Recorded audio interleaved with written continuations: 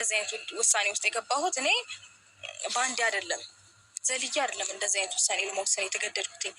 ሰላም ሰላም፣ ጤና ይስጥልኝ። እንዴት ናችሁ? እኔ በጣም ደህና ነኝ፣ እግዚአብሔር ይመስገን። ትናንትና እንግዲህ አብርሽ ሩታዬ እንዲሁም ደግሞ የተከበሩ የአብርሽ አባት ጋሼ ኤፍሬም አንድ ላይ መጥተው ነበረ ማለት ነው። እናም ጋሼ ባላችሁኝ መሰረት ቃል በገባሁላችሁ መሰረት ሩታንና አብርሽን ይዤ መጥቻለሁ፣ ሀሳቤም ይሳካል ብዬ አስባለሁ ብሏል ማለት ነው። እንደምታዩት እንግዲህ አብርሽ ውስጡ ተጨናነቀ። እኔ እንደውም አሁን ይወድቃል እያልኩ እያሰብኩ ነበረ። ምክንያቱም አብርሽ በነገሮች ሲወጠር አይምሮ ይጨናነቃል።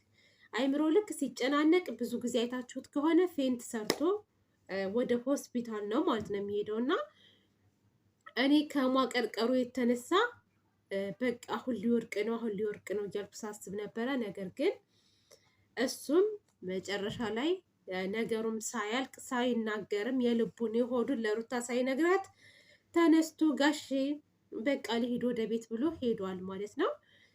እኔ ግን አንድ የተሰማኝ ነገር አለ። አሁን ጫና ማድረግ ያለባችሁ ኤፍሬም ጋሼ ሩታን አይደለም፣ ሩታን ሳይሆን መጀመሪያ አብርሽን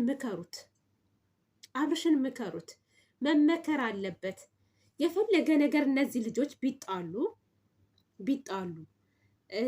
ክፍተት ቢፈጠር እሱ ሴት ጋር እንደዚህ መሆን የለበትም እንዴ። ሩታ እኮ ወንድ ጋር አልሄደችም እኮ እሱን ለመበቀል ብላ ወይንም ደግሞ እሱን ለማናደድ ብላ ከወንድ ጋር አላየናትም እኮ።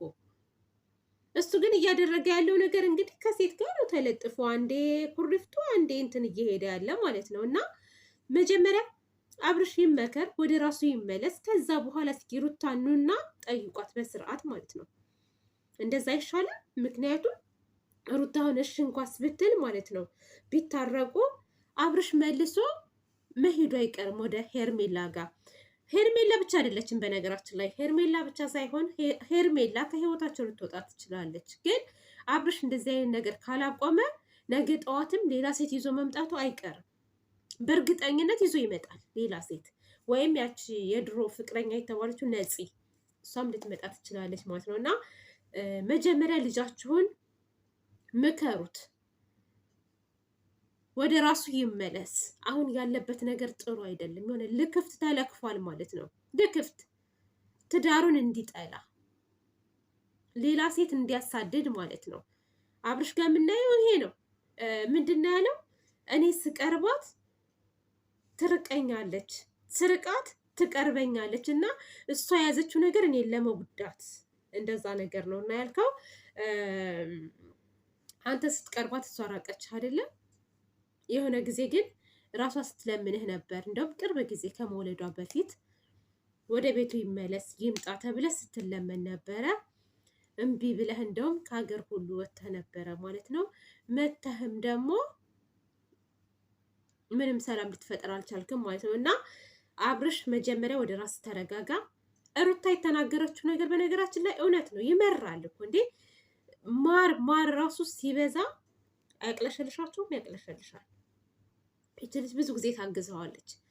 ትዳር ማለት እንደዚህ አይደለም በፍጹም ማለት ነው። ትዳር ማለት አንተ ትብስ አንቺ ትብሽ ተባብላችሁ የምትኖሩበት እንጂ አንዱ የሆነ ነገር ሲፈጠር አንዱ ለመደሰት ብሎ ሌላ ቦታ ምናምን በጣም ነው የሚያስጠላው። በተለይ አብርሽ እያደረግከው ያለው ነገር ከብዙ ነገሮች ያፈነገጠ ነገር ነው። አልተለያየህም፣ ፊርማ አልቀደድክም፣ ግን እንደፈለክ እየሆንክ ያለው ማለት ነው። አሁን ላይ እንደፈለክ ጭራሽ እሷ እንደ ጥፋተኛ አድርገህ አንተ ራስክን እንደ ጨዋ አድርገህ ነው ዛሬ ላይ ስትናገር የነበረው ማለት ነው። እና ኤፍሬም ጋሼ ሩታ ላይ በጣም ጫና እያደረጋችሁ ነው ያላችሁት። እኔ በህይወት እያለው እናንተ ልትለያዩ አትችሉም እያልክ ነው ጋሼ ያለው። ልታስታርቃቸው እኮ ትችላለህ። እነዚህ ልጆች ሊታረቁ ይችላሉ። ግን አብርሽ ይሄን ነገር ያቆማል ወይ? መጀመሪያ አብርሽን ምከሩት። ካሜራ ላይ እኮ አይደለም እንዴ? ግድ ካሜራ ላይ ነው እንዴ ሰውን ማፋጠጥ ያለባችሁ? ከካሜራ ጀርባ ምከሩት፣ ልጃቸውን አውሩት በደንብ ማለት ነው። ወደ ራሱ ይመለስ። ይህ ካሜራ ላይ መጥቶ አንቺ እንዲህ ብለሽ ነበር፣ እሷ እንደዚህ ብላኝ ነበር፣ እንዲህ ነው ሳትሉ ትልቅ ሰው በውስጥ ነው መምከር ያለበት፣ በውስጥ ነው በቃ ማስታረቅ ያለበት። ከዛ በኋላ ወደ ሶሻል ሚዲያ እስኪኑ። ብዙ ልጆች መሯቸዋል። በተለይ አብርሽ በሚያደርገው ነገር በጣም ብዙ ሰው መሮታል። ያስጠላል። በጣም ነው የሚደብረው። እና ህዝብ ፍረድ ቢባል ራሱ የሚፈርደው እውነት አለ የሚባለው ሩታ ጋ እንጂ አብርሽ ጋ አይደለም። እንደሚታየው ጫና መደረግ ያለበት አብርሽ ላይ ነው። የሚሰራው ስራ እኔ እስካሁን ራሱ እኮ ምንም የተናገሩት ነገር የለም። በነገራችን ላይ ጋሽ እስካሁን እኔ ጋሽ ይቅርታ አድርጉልኝና ቤተሰብ እውነት አብርሽን አፋጠው እንዴት እንደዚህ ታደርገ እንዴት ነውር ነው ምናምን ብለው እንኳስ የተናገሩት ነገር የለም። ትኩረታቸውን የሚያደርጉት እንደውም ሩታ ላይ ነው። መሆን የለበትም እንደዛ። አሁንም እኮ ፊርማው ይቀደዳል፣ ችግር የለውም አብራችሁ ባትኖሩ ምናምን እየተባለ ድብስብስ ህፃን ልጅ አይደለችም። በነገራችን ላይ ሩታ ህፃን ልጅ አይደለችም። ብዙ ነገር ታውቃለች። ለህፃን ልጅ ነው እንደዚህ አይነት ነገር የሚባለው፣ ለህፃን ልጅ ነው። ህፃን ልጅን ግን ችግር የለም ከረሜላ እመጣልሻለሁ፣ ማስቲካ እመጣልሻለሁ፣ አሁን አታልቅሽ፣ ተረጋጊ ብላችሁ ታታልሉና ያንንም ነገር ሳሰጧት ትረሳዋለች፣ ህፃኗ ማለት ነው። እና ሩታ ህፃን ልጅ አይደለችም። በነገራችን ላይ ፊርማው ይቀደዳል፣ ችግር የለም አብራችሁም ባትኖሩ ብትለያዩም ምናምን ተብሎ የምትታለል ሴት አይደለችም። እውነት እንናገር ከተባለ አያስፈልግም እንጂ እንደዚህ አይነት ነገር እንዴ! እኔ በጣም እየገረመኝ ነው። እግዚአብሔርን ነው የምላችሁ ቤተሰብ፣ እውነት በጣም እየገረመኝ ነው። እኔ የማየው ነገር ለራሴ ጥያቄ እየሆነብኝ ነው ማለት ነው።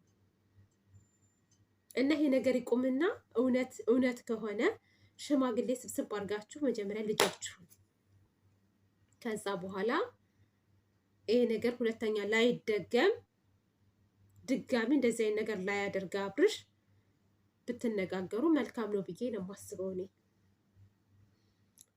አይመስላችሁም? ከዛ ውጭ ግን ይሄ የተኳካ ነገር አሁንም ገብቶ ታርቆ እንደገና አሁንም ደግሞ እዛው የሚዘፈጥ ከሆነ ረድዛ አያስፈልግም። በቃ አንድ ፊቱን እኮ ይሄ ሰው ከህይወቷ ከወጣ የራሷን ህይወት ትኖራለች። በቃ ማንም እንደሌለ አይምሮዋን አሳምና ውስጧን ንጹህ አድርጋ ትኖራለች። እኔ እንደዛ ነው የማስበው። እሱም ደግሞ እንግዲህ ከሚወዳት ከምትመቸው ሴት ጋር ይኖራል። ሲቀጥል አሁን ተመችቶኛል ብሏል እኮ ተመችቶኛል፣ አሁን ያለሁበት ነገር በጣም አሪፍ ነው፣ ሄጂ እየተዝናናሁ ነበር ግን መዝናናት አልቻልኩም እየረበሹኝ ነው ሲል ነበረ። ዛሬም የሚወራው ስለ ራሱ እኮ ነው፣ ስለ ራሱ ደህንነት፣ ስለ ራሱ ምቾት። ገባችሁ አይደለም?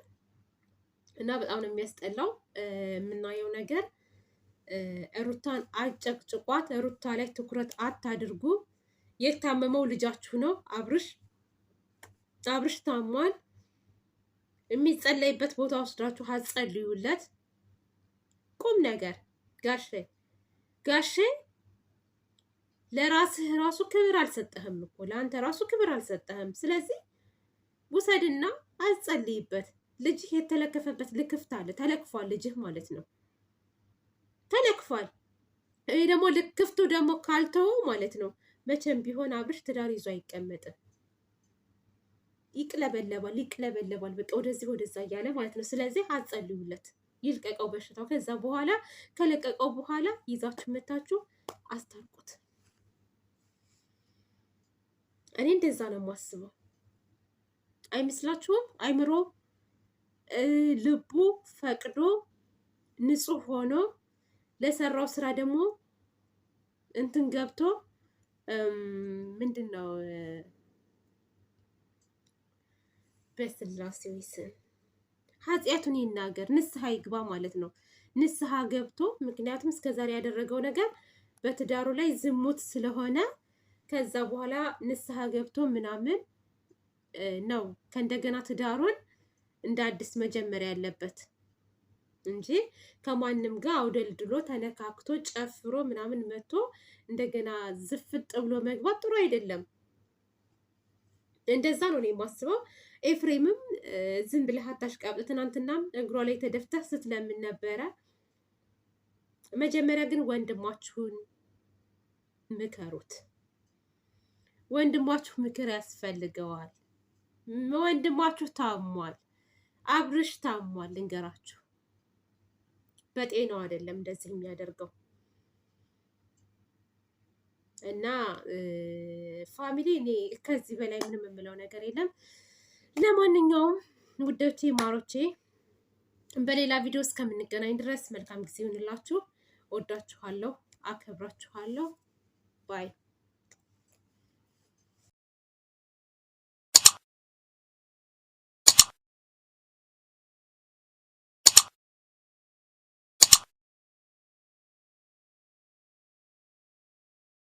ተሰርተሽ የደራ ልጅ ተኩለሽ የመሬ ልጅ ባምባርሽ ተውበሻለን፣ አምሮብሻለን፣ ተውበሻለን።